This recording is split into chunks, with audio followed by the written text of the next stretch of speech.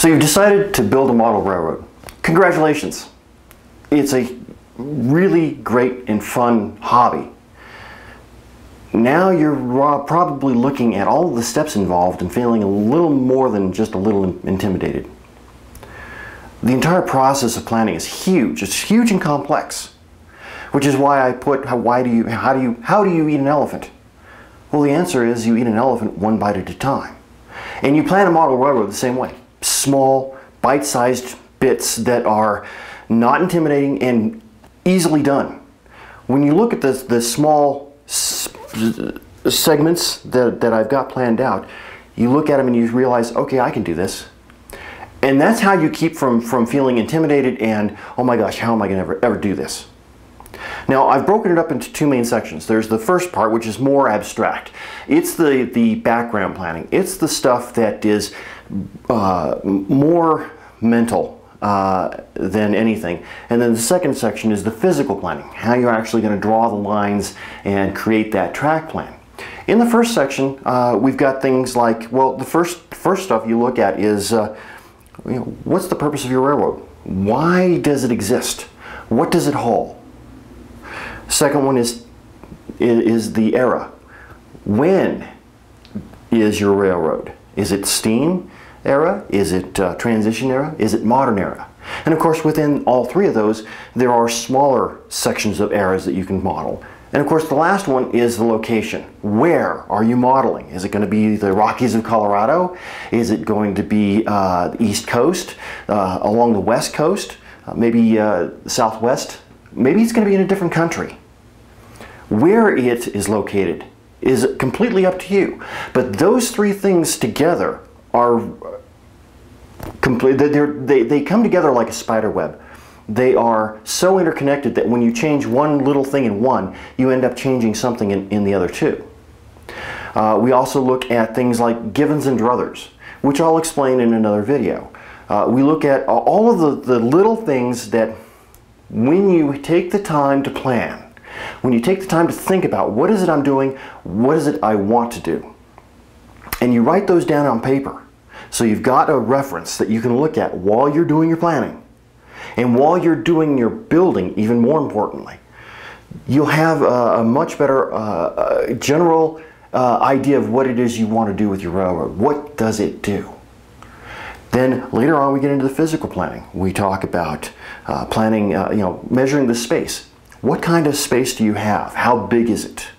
How big of a railroad can you build? And that's going to really be determined on how much space you have and the scale that you use. What scale? Are you modeling in HO? Are you modeling in N? Are you modeling in O or even G? Between those two, that's going to help you determine how big a space you have and what kind of railroad you can do in that space. Is it just going to be a small shelf layout where you can do some switching, or is it going to be a full room or even a full basement? Is it going to be the backyard if it's in G scale? These are going to help you determine how big of a railroad you can actually have. So you take all of these little pieces together and you work on them separately, one at a time.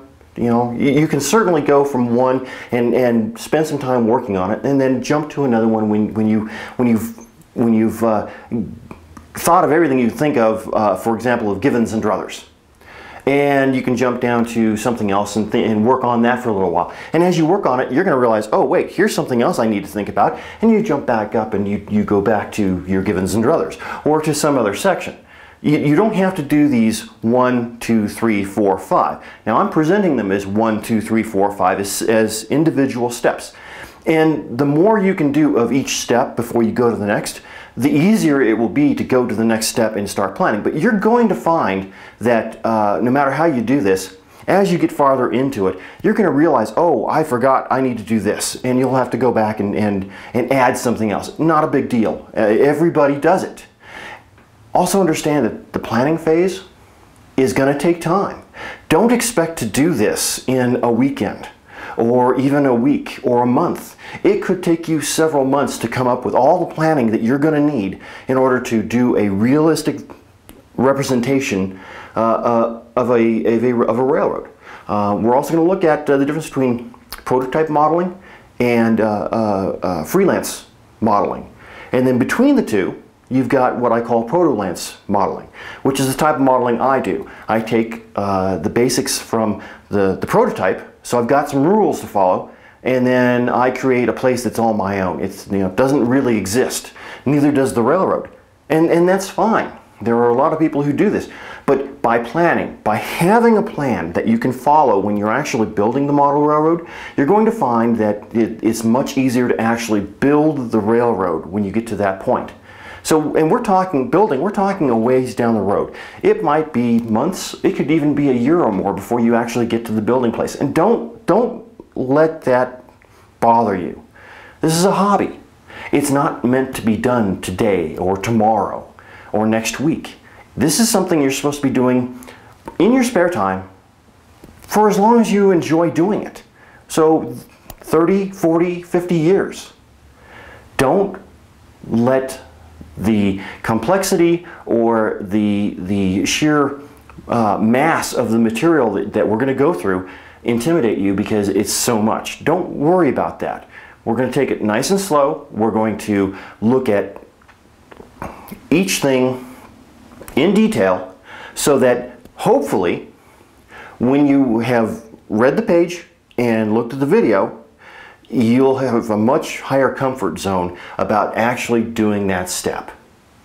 So we're going to eat the elephant, and we're going to take our time doing it, and we're going to do it one bite at a time. So first thing to do is to look at era, location, and what does your railroad do?